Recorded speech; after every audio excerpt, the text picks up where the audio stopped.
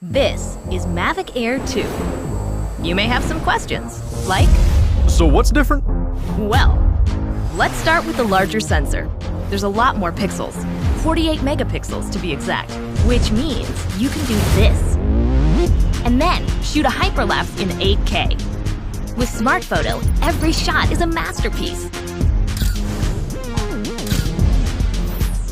Yeah, but photos aren't really my thing. Don't worry, we've got you covered. It also does 4K 60p video. You can also slow things down. Way-do. And yes, there's HDR video.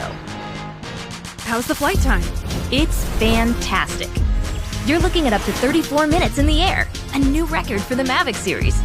We've added OcuSync 2.0, so you can fly longer and see clearer. What if I'm not a great pilot? That's where Focus Track comes in, so you can fly like a pro. Or just press a button. Here's the best part: automatic obstacle avoidance. Okay, but what do I do with all these shots? Here's an idea. Use the DJI Fly app to edit and share your moments with just a tap.